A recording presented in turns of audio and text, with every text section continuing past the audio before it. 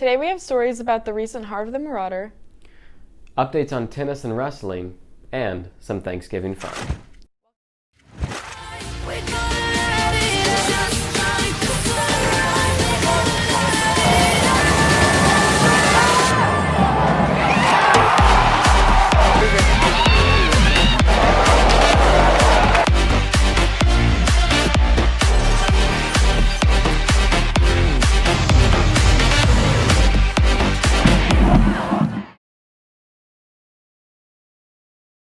Welcome back, Marcus. I'm Sarah Mackey.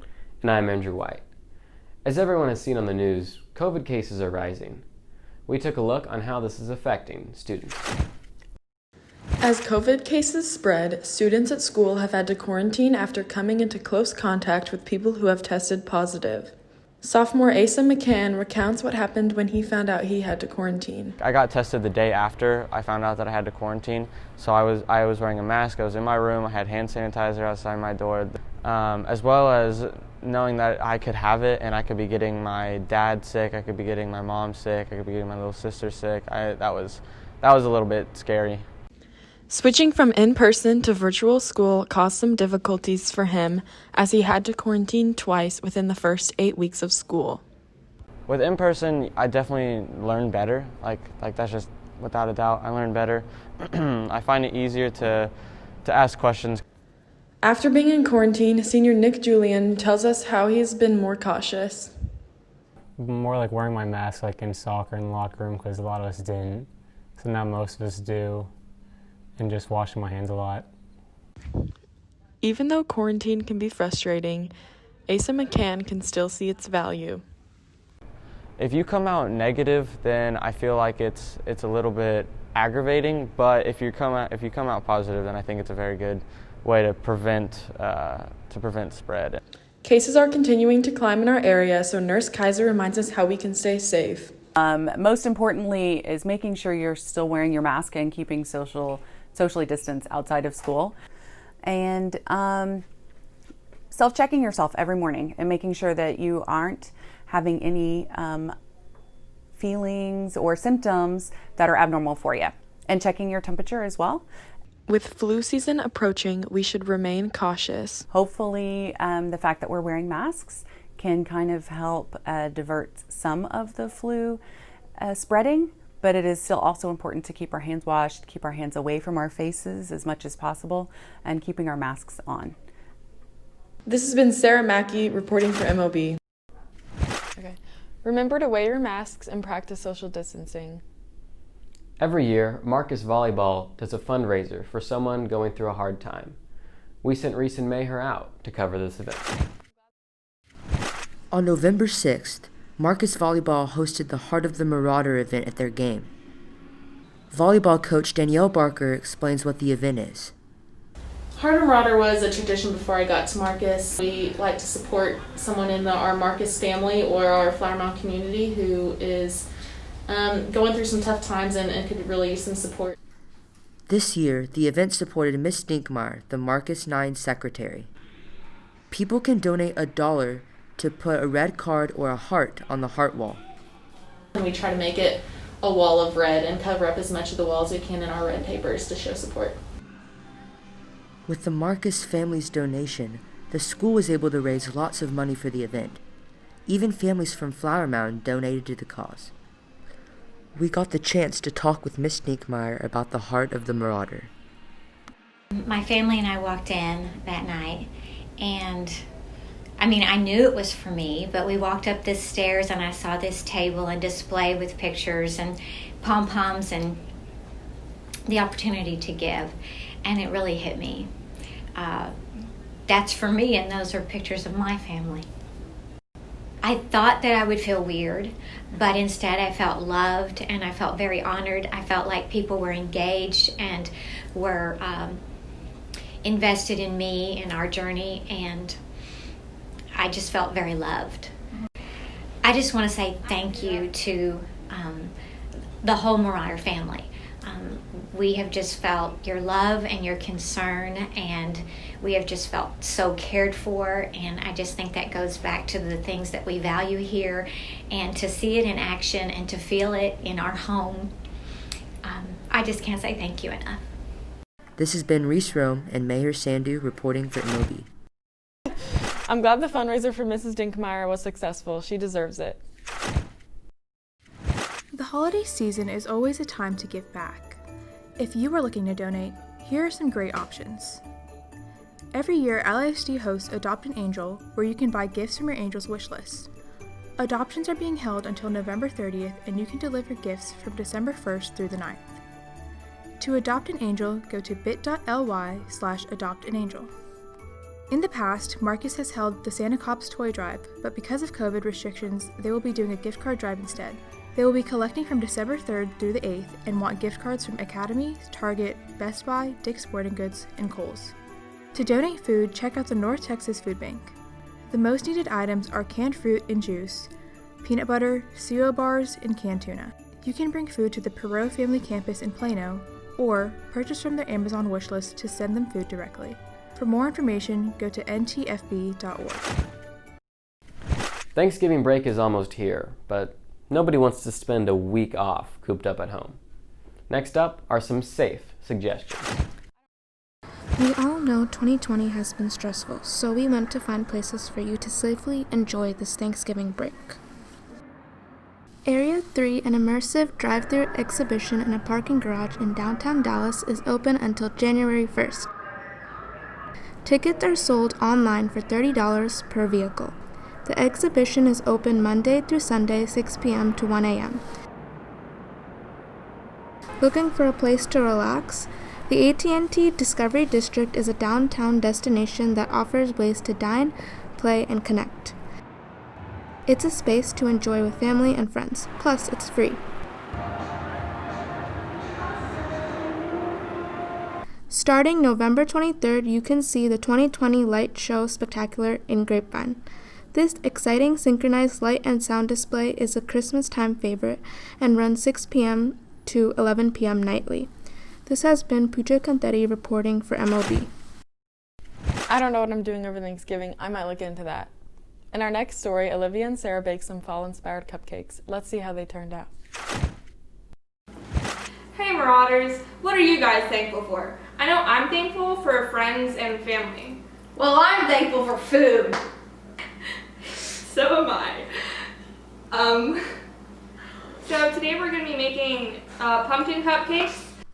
Here's the things you'll need.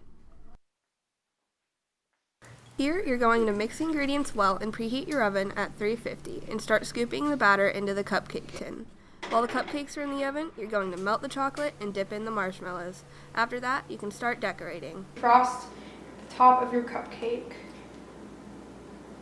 like this.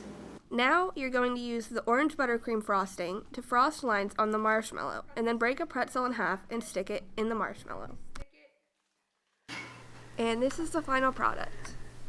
This has been Olivia Smiley And Sarah Underwood reporting for MLB. Wow, I could sure gobble up those cupcakes. Speaking of gobbling, you might recognize the turkey in this next segment. Hey Claire. Hey Andrew, nice hat. It's not a hat, and I'm not Andrew. I'm a turkey. Oh. Yeah, I kind of see it. Hey, my eyes are up here. Oh, good. I didn't want to look at your face anyway. You've been trying No Shape November and it's not working. Okay, for your information, I started in October. These quarter-centimeter hairs are a month's work.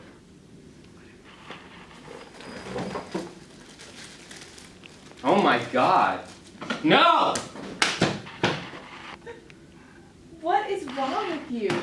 What's wrong with me? What's wrong with you? I'm not the one eating turkey. You cannibal!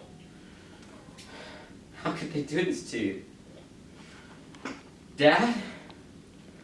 You're here, there's nothing I fear, and I know that my heart will go on. Andrew, what are you doing? Showing emotion, something you're clearly incapable of.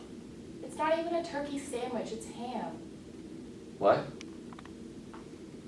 Oh, I'm I'm sorry. You can have it back. I don't want it back. You knocked it on the ground and spent the next 20 minutes pressing it against your face. Wait, are you mad? Am I mad? You just ruined my lunch and I had to focus on my work while you were parading around with deli meat in front of the green screen. Do you have anything to say for yourself? Squawk? Turkeys don't even squawk, they gobble. Whatever. Wait, is that turkey bacon? Yeah. You're kidding. Can't save everyone. Happy Thanksgiving! Have you been wearing that this whole time? Wearing what? Next up, our new wrestling coach is a teacher you may already know. After being a part of the Marcus feeder system for 12 years, Matthew Storbel now takes on a new role as the wrestling coach. I tell my students I kind of have a dream job, that I love teaching AP macroeconomics, I love coaching wrestling, and I love being at Marcus High School. He believes in us, and he doesn't just focus on one set of people. He focuses on everybody's flaws and strengths. I've already seen improvements throughout all the kids that I've wrestled with last year and the year before. He's reminding us of his goal, and that is a district title. The reminder that we do have talent in the room kind of gets us pumped up for the season. I've been very pleased with the respect they've given me and the trust they've given me. You know, we say to be good at a sport as difficult as wrestling and to win district championships requires a whole lot of sacrifice. Having only become coach 2 weeks into remote learning last year, Storbel has had to adjust to his new role while keeping the team safe. And we're only allowed to practice with 3 people, and if we leave, we have to put a mask on. Anytime we have to take a step out, we don't come in contact with anybody else, but anytime we get out of our sections, we can just keep our distance from other wrestlers. We just add COVID sacrifices to all the other sacrifices, the academic sacrifices, the getting in shape, the weightlifting, the exercise, the practices, all that stuff, just all a part of it. It is a little bit worrisome, but honestly, I think it'll be worth it. And as long as we just stick with the program and do what we're told and follow the rules, I think it'll be worth it at the end. I think this season's going to be an amazing season, and I think we're going to go really far with him. This has been Sarah Mackey reporting for MLB. I enjoyed catching up with the wrestling team, and it looks like they're off to a good start. In our last story, we headed out to the courts to check up on tennis. When playing sports, social distancing can range from difficult to impossible. But for the Marcus tennis team, staying far apart isn't quite an issue. However, this doesn't mean the team has been unaffected by the virus. By the time we played our first district match, we probably already would have had about 9 matches under our belt. We had an early loss that I didn't think that we should have, but I think there's a big part of me that's just happy that we're playing again. Despite a slow start, the Marcus tennis team has found their footing and made a run into the playoffs. Made the playoffs every year that the playoffs have been, intact, been available. Star players Zeb Collins and Edward Heckman tell us what sets their team apart. The dynamic, how everyone works with each other, how everyone wants what's best for each other on the team. Mainly the team spirit. That's kind of what sets our team apart. The cheering and the positive vibe at the matches hasn't changed. The Marcus tennis season ended with a loss to state-ranked 9 Allen. But the team achieved a top 20 ranking, marking the 12th season in a row that's happened. So if you walk into the tennis complex, the accolades are on the wall. Reporting for MOB, this has been Andrew White, Elena Galani, and Reese Rome. That's it for today, Marcus. I'm Sarah Mackey. And I'm Andrew White. Have a great day. How many Americans eat turkey at Thanksgiving? 5.7. Probably 46. Ding, ding, ding. 46 million is the correct answer. Which state raises the most turkeys? Iowa? No. Southern? Minnesota. Minnesota? How do they live up there? Isn't it cold? The correct answer is Minnesota. What is a baby turkey called? Tiny turkey. Is it a duck? The correct answer is actually a poult. A poult? Yeah. That's funny. Nope, I've never heard of that.